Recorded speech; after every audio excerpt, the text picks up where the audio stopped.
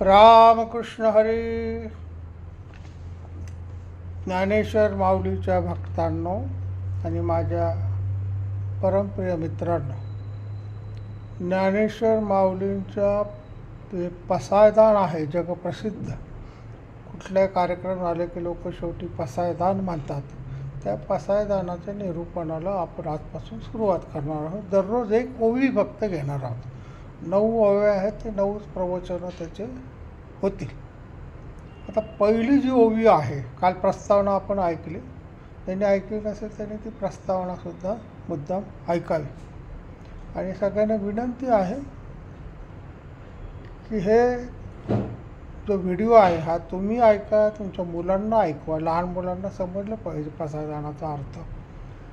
दररोज घरी प्रसादान मानाची सवय ठेवा. आपल्या मित्रांना, नातेवाईकांनासुद्धा हा व्हिडिओ पाठवा आणि त्यांनासुद्धा या चॅनलला सबस्क्राईब करायला सांगा, लाईक करायला सांगा आणि कॉमेंट्समध्ये रामकृष्ण हरी लिहा. आता पाहिला 20,000 लोकांनी व्हिडिओ पाहिला आणि सबस्क्राईब मात्र 550 लोकांनी केला. असं होता कामा नये. म्हणजे सगळ्यांनी सबस्क्राईब करावं. ज्यांना समजत नाही ते विचारू शकतात कोणाला सबस्क्राईब कसं. उजव्या हाताला सबस्क्राईब बटन असतं, त्याच्यावर क्लिक केलं की ते काळं होतं आणि सोडून द्यायचं. एकदाच करायचं. आपण पहिली ओवीकडे लक्ष देऊया.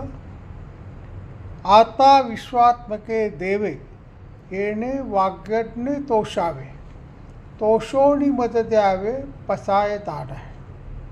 ज्ञानेश्वर माऊली पसायदान मागायला सुरुवात करत आहेत.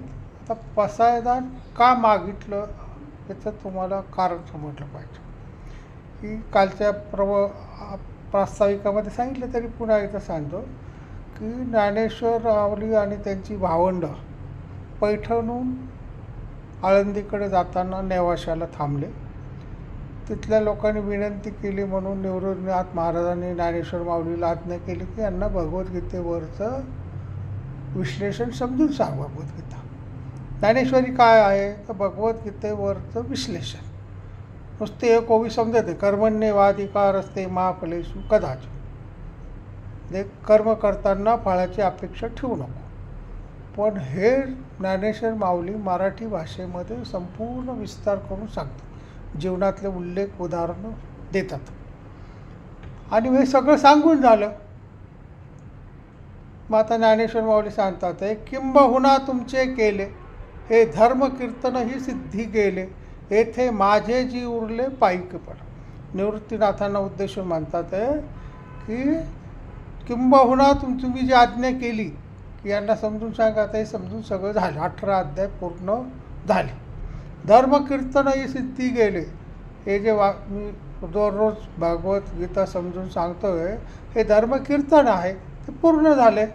आयथ माझे जी उरले पायीकपण. आता हे जे काही उरलं असेल ही सगळी जे काही दोष असतील ते सगळे माझे, बाकीचे सगळं तुमचे. आणि मग ज्ञानेश्वर माऊली त्याच्या पुढची ओवी सांगतात, आता विश्वात्मके देवी. आता विश्वात्मक कोणाला म्हटलं आहे तर निवृत्तीनाथ महाराजांना म्हटलं. विश्वात्मक म्हणजे काय की जो विश्व हाचा आत्मा आहे. विश्व हा ज्याचा आत्मा आहे तो विश्वात्मा. जे सगळ्या जगावर सत्ता गाजवतो, सगळ्या जगावर प्रेम करतो तो विश्वात्मा. वाग्यज्ञ म्हणजे काय, वाणी रूपाने केलेला यज्ञ. तर ज्ञानेश्वर माऊली सांगतात ते आता विश्वात्मके देव.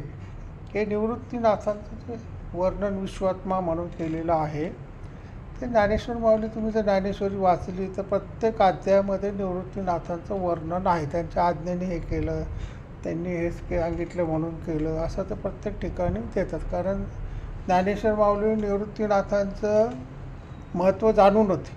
बरेच जण निवृत्तीनाथ महाराजांना महादेवाचा अवतार मानतात. निवृत्तीनाथांचं अमृतानुभवमध्ये सुद्धा ज्ञानेश्वर माऊली काय सांगतात, यदक्षरम अनाख्येयम आनंदम अज केवलम श्रीमन्निवृत्तीनाथेती ख्यातम दैवतम आस्ते. इतकं महत्त्व ज्ञानेश्वर माऊली समजून सांगतात. तर काय असतं, कोणाकडं मागायचं असं की त्याला ते देता आलं पाहिजे, त्याची तेवढी ताकद पाहिजे. म्हणून मागताना आपण भान ठेवलं पाहिजे. नाही तर उघड्या शेजारी नागडं गेलं, सारी रात्र थंडीने भिजून असं नको व्हायला. मागायचं तर परमेश्वराकडं मागितलं पाहिजे, किंवा अशी व्यक्ती पाहिजे की ती ते देऊ शकते. म्हणून तर निवृत्तीनाथांना ज्ञानेश्वर माऊलींनी मागितलं आहे, त्यांनी देवाला मागितलेलं नाही.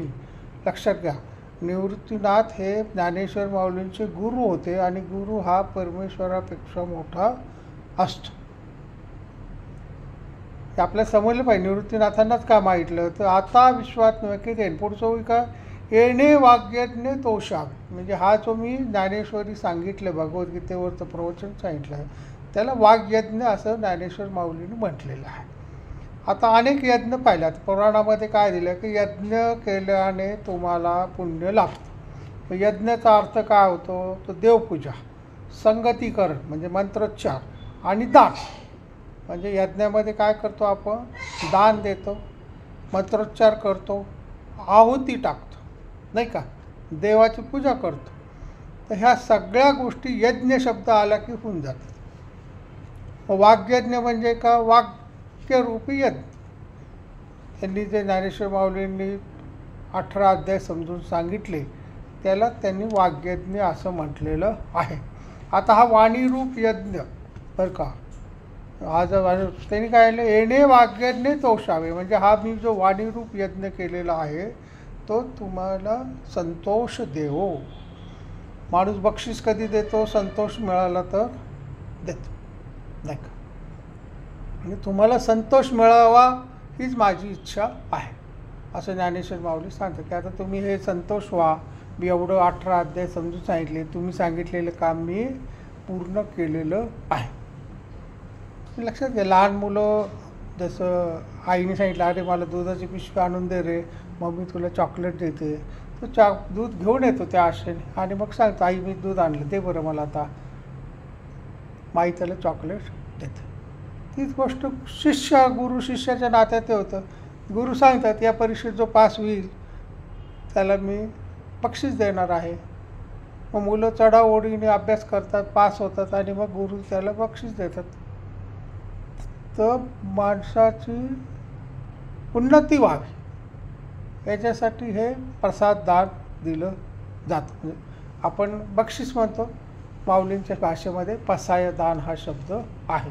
आता ती मोठी माणसं, त्याच्यामुळे त्यांनी सुद्धा मागताना त्यांच्या भाषेमध्ये पसाय दान असं मागितलेलं आहे. म्हणजे आई वडील किंवा गुरु चांगलं काम केले की जसं आशीर्वाद देतात, तसं ज्ञानेश्वर माऊलींनी निवृत्तीनाथ महाराजांकडं आशीर्वाद मागितलेला आहे. आणि तिसरी जी ओवी आहे, तिसरी आणि चौथी, आपण त्याला म्हणजे एका वाक्याच्यामध्ये 4 तुकडे असतात. तोषोणी वद द्यावे पसाय दान हे. आता तोषणी म्हणजे का, प्रसन्न होणं. आता माणसाने प्रसन्न कशाने व्हावं याला सुद्धा वेगवेगळ्या आहेत. काहींना पैसा मिळाले की संतोष वाटतो, काहींना जमीन मिळाली की संतोष वाटतो. आईवडिलांचं तसं नसतं. आईवडिलांना पोरगा पास झाला की आनंद होतो, पोराचं लग्न झालं की आनंद होतो, पोरगा नोकरीला लागला की आनंद होतो, मुलाचं कल्याण झाले की आईवडिलाला आनंद होतो. त्या आईवडिलांची किंमत मुलांनी ठेवली पाहिजे, की ज्यांनी तुम्हाला लहानसं मोठं केलं, त्यांनी तुमच्या प्रत्येक उन्नतीसाठी पैसा श्रम दिलेले आहेत याची जाणीव त्यांनी ठेवली. पण ते नोकरीला गेली पोरं होतं, तुम्ही काय केलं माझ्यासाठी, नाही का, असं होता कामा नाही. तर ज्ञानेश्वर माऊली आपल्याला निवृत्तीनाथांना समजून सांगतात की या तिन्ही लोकांना जेव्हा ज्ञानेश्वर माऊली तोषोनी मज द्यावे. मज द्यावे म्हणजे मला द्या असं नाही, या तिन्ही जगाला द्या असं म्हटलं. कारण ज्ञानेश्वर माऊलींचा जो विचार आहे तो विश्वात्मक आहे. त्यांनी ज्ञानेश्वरीमध्ये सुद्धा एका ठिकाणी म्हटलं, हे विश्वची माझे घर ऐशी मती जयाची स्थिर किंबहुना चराचर आपणाची झालं. हे विश्वची माझे घर, हे जग आहे, हे सगळं माझं आहे. आता काय होतं तुम्हाला गंमत सांगतो की आता आपण समजा सगळे एका गावचे पुण्यातले आहोत. आपण मुंबईला जर गेलो आणि पुण्यातला माणूस भेटला की आपल्याला आनंद होतो, चला आपल्या गावचा माणूस भेटला. आपण नगरचे असू आणि पुण्यामध्ये नगरचा माणूस भेटले का आनंद होतो, अरे आपल्या नगरचा माणूस भेटला. जी आपली संकुची वृत्ती काय असते, आपल्या गावातला माणूस आपल्याला भेटला. पण हेच जेव्हा आपण दिल्लीला जाऊ समजा, तर तिथं नगरचं भेटल्यावर आनंदच होतो, पण महाराष्ट्रातला कुठला भेटला तरी आनंद होतो. चला आपल्या महाराष्ट्रातून माणूस आलेला आहे, म्हणजे आपली मनोवृत्ती थोडीशी ब्रॉड झाली की आपण राज्याचा विचार केला, आपल्या राज्यातला माणूस आला. पण आता हे समजा तुम्ही अमेरिकेत वॉशिंग्टनला बसले तर सगळे जर मित्र भेटले, तर तुम्हाला नगरचा माणूस भेटल्याचा आनंद होतोच होतो, पण भारतातला माणूस भेटला तरी आनंद होतो. भारतातला माणूस म्हणजे आपली मूर्ती जी आहे एवढी मोठी होती की भारतातला बा तो तामिळनाडूचा असो, बंगालचा असो, अरे आपला माणूस. कारण परदेशामध्ये आपण भारतीय म्हणून वागतो, म्हणजे आपल्या मनोवृत्ती अजून मोठी झाली. पण समजा ही जर गोष्ट चंद्रावर असते तर आपण म्हटलं असं पृथ्वीवरचा माणूस आला, बरं झालं, मंगळावरचा माणूस तर नाही भेटला. तर ज्ञानेश्वर माऊली सगळ्या जगाला आपलं घर समजतं. हे विश्वची माझे घर. त्यांच्या कोणाबद्दलच वाईटपणा नाही. माझं, माझ्या देशातली माणसं, माझी मराठी माणसं असं तर नाहीच. तिन्ही देश जीवच आहेच, जिवंत प्राणी आहेत. मग ते प्राणी असो, पशु असो, पक्षी असो, मनुष्य असो, या सगळ्यांबद्दल ज्ञानेश्वर माऊली प्रसाद मागत आहेत. ज्ञानेश्वरीमध्ये विश्वाची कल्पना सांगताना ज्ञानेश्वर माऊली सुंदर सांगतात. ते पहा, जो सर्व भूतांच्या ठाई द्वेषाते नेनची काही, आपपर नाही चैतन्य जैसा. शरीरातलं जे चैतन्य आहे, आत्मा आहे, प्राण आहे, तो असं म्हणतो का, कोणाबद्दल द्वेष ठेवतो का?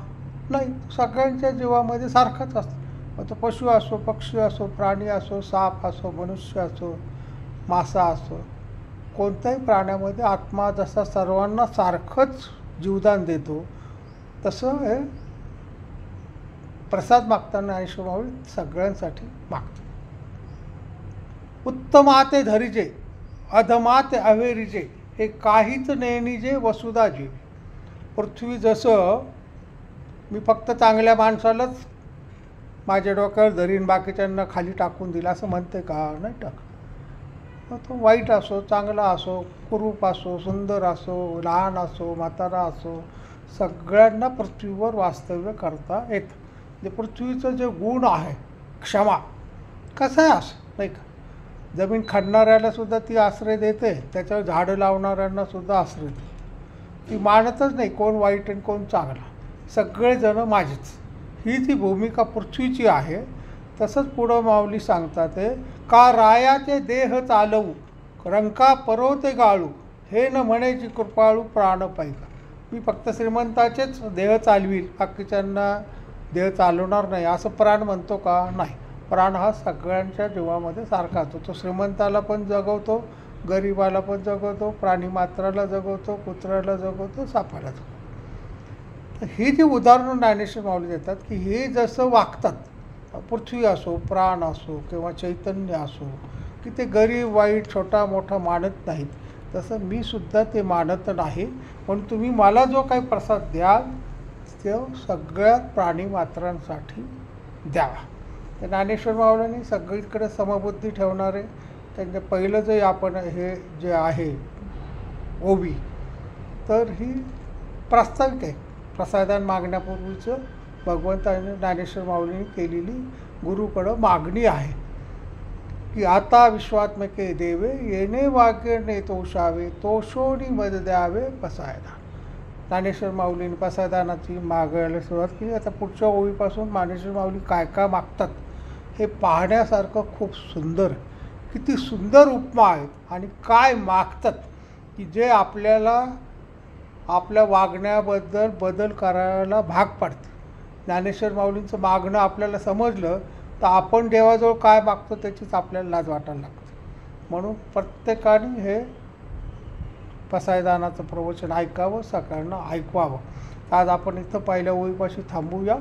पुंडलिक वरदे हरी विठ्ठल, श्री ज्ञानदेव तुकाराम, पंढरीनाथ भगवान की जय, माऊली ज्ञानेश्वर महाराज की जय. रामकृष्ण हरी.